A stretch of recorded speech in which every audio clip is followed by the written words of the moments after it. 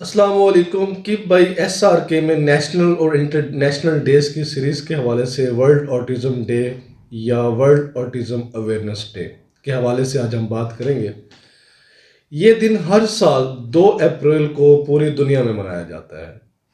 पहली दफ़ा United nation general assembly ने इस दिन को 2007 में पूरी दुनिया में मुतारफ़ करवाया। मकसद ये था कि ऑटिज़म स्पेक्ट्रम डिसऑर्डर के हवाले से अवेयरनेस फैलाई जाए पूरी दुनिया में कि ये बेसिकली एएसडी या ऑटिज़म स्पेक्ट्रम डिसऑर्डर होता क्या है।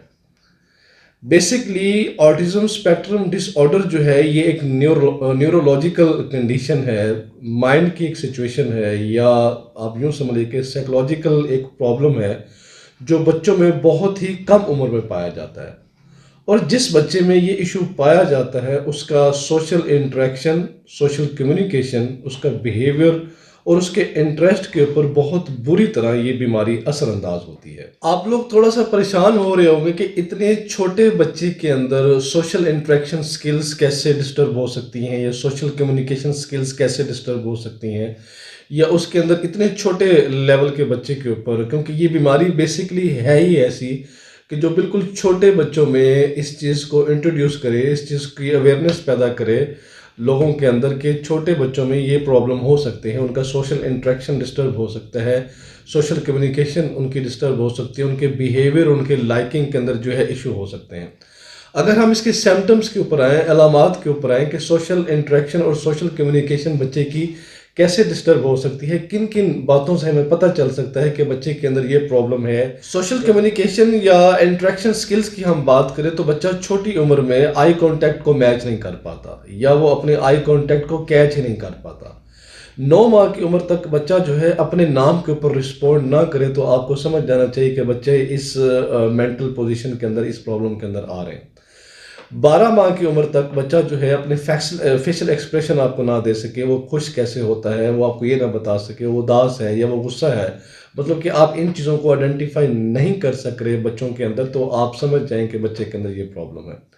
12 माह तक अगर बच्चा पैटिंग जो है उसको स्टार्ट नहीं कर रहा है या थोड़ी सी वेविंग जो है उसको स्टार्ट नहीं कर रहा, अपने जेस्टर्स को वो इस्तेमाल नहीं कर पा रहा, 12 माह की मतलब कि 1 साल का बच्चा, मतलब कि उसने अभी तक बाय बाय करना नहीं सीखा या कुछ हाथ से मांगना नहीं सीखा या बताना नहीं सीखा, तो भी बच्चे के अंदर ये इशू जो है ना वो पाया जा सकता है। अक्सर आपने देखा होता है कि 1.5 साल की उम्र तक बच्चों में कोई इंटरेस्ट डेवलप ही नहीं होता, मतलब कि खाने पीने के हवाले से, सोने के हवाले से, कोई चीज़ के हवाले से। अक्सर हम घर में कहते हैं कि जी हमारा बच्चा जो है वो चावल बहुत शौक से खाता है, या वो इस जगह पे बहुत शौक से सोता है, या इस बोतल के हवाले से या ये टॉय के हवाले से उसको बहुत लाइकिंग है, उसको बहुत पसंद है। मतलब कि वो 18 माह तक के बच्चे के अंदर अभी ये आप उसकी लाइकिंग को अगर अंडरस्टैंड नहीं कर सक रहे तो समझ जाएं कि बच्चे के अंदर ये इशू है। और दूसरे लोगों को अगर 2 साल की उम्र तक हो गया है, वो दूसरे लोगों की तकलीफ में, दूसरे लोगों को रोता हुआ परेशानी में वो नोटिस ना कर सके। अक्सर आपने देखा होगा कि आप घर में बच्चों के सामने पेरेंट्स जो है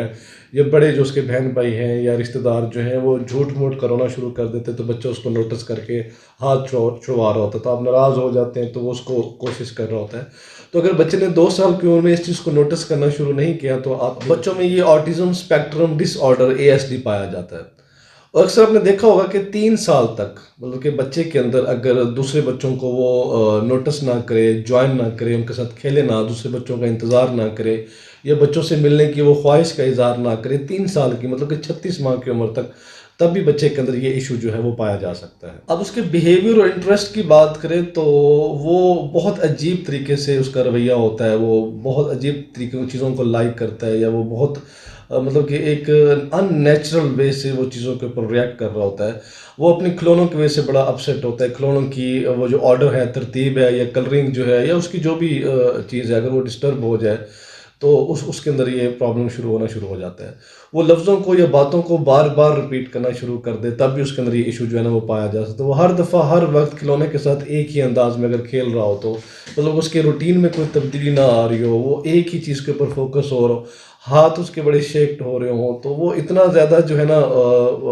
एक्टिव ना हो, वो प्रॉब्लम का शिकार हो, हर वक़्त हर दफ़ा अगर एक चीज़ को फ़ोकस कर रहा है तो उसे फ़ोकस करता ही रहेगा। पंखे को अगर देख रहा है तो पंखे को देखता रहेगा, किसी चीज़ को देख रहा है तो उसको देखता रहेगा, टॉयज़ के साथ उसका खेलने का तरीक़ाकार जो है ना वो बिल्कुल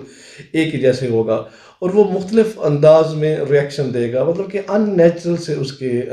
रिस्पॉन्ड होंगे। अगर वो कोई नई चीज़ खा ले या कोई नई चीज़ देख ले या कोई नई चीज़ स्मेल कर ले या फील कर ले कुछ भी, तो उसके ऊपर जो है ना बड़े अजीब तरीके से वो आपको रिएक्शन देगा, उसके रवैये नेचुरल नहीं होंगे। वो उसके अंदर या तो बिल्कुल वो खौफज़दा नहीं होता होगा या वो बहुत ज़्यादा खौफज़दा होना शुरू हो जाता होगा या उसकी लर्निंग बहुत स्लो हो, लैंग्वेज स्किल्स को वो बहुत अच्छे तरीके से ना सीख पा रहा हो, लर्निंग स्किल अभी ना सीख पा रहा हो, बहुत स्लो उसकी ग्रोथ हो रही हो, तो बच्चे के अंदर ये चीज़ें जो है ना वो पाई जा रही हो, तो ये परेशान रहता हो, उदास रहता हो, किसी चीज़ में इंटरेस्ट ना शो करता हो, तो ये वो बिहेवियर्स हैं जो बच्चे के अंदर जो है बहुत अर्ली एजेस के अंदर जो है ना वो डेवलप होना शुरू हो जाते हैं। अब ये सारी की सारी वो अलामात हैं जो बच्चों की बहुत अर्ली एजेस के अंदर पाए जाते हैं, मतलब कि 5 साल से कम उम्र के बच्चों में ये प्रॉब्लम्स अगर आप आइडेंटिफाई करते हैं, ये बहुत माइनर से प्रॉब्लम है जो मैंने आपको एक्सप्लेन कर दी, इनको अच्छे तरीके से आप देख लें। अगर तो ये चीज़ें आप डिफ़ाइन कर लेते हैं बच्चों के अंदर, तो अब आपके बच्चों के अंदर ASD या जिसको आप बोलते हैं कि ऑटिज़्म स्पेक्ट्रम डिसऑर्डर ये आइडेंटिफ़ाई हो जाता है। तो इसकी फिर ट्रीटमेंट्स हैं। इस ऐसे बच्चों को बड़े स्पेशल तरीके से ट्रीट किया जाता है, बड़े अलग तरीके से डील किया जाता है, उनको इंटेंशन बहुत ज़्यादा दी जाती है, उनको तवज्जो जो है वो बहुत अच्छे तरीके से दी जाती है। तो ये अर्ली एजेस के अंदर ये आइडेंटिफ़ाई होके अर्ली एजेस में इसको रिमूव कर लिया जाता है। अगर तो ये अर्ली एजेस में ठीक ना हो, तो ये फिर सारी ज़िंदगी बच्चों के साथ चलता है, उनकी परफ़ॉर्मेंस के ऊपर, उनकी ग्रोथ के ऊपर या उनकी मुआशरे के अंदर जब वो अच्छे तरीके से इंटरेक्ट ही नहीं कर पाते, उनकी कम्युनिकेशन बहुत डिस्टर्ब हो जाती है या उनके इंटरेस्ट और बिहेवियर बड़े चेंज हो जाते हैं, तो वो लोगों के साथ वो अननॉर्मल तरीके से लाइफ गुजार रहा होता है। तो उसको अर्ली एजेस के अंदर आइडेंटिफ़ाई करके इसको रिमूव करना है। अपने बच्चों का ख्याल रखें। अगर इस तरह का कोई इशू आप फाइंड आउट करते हैं,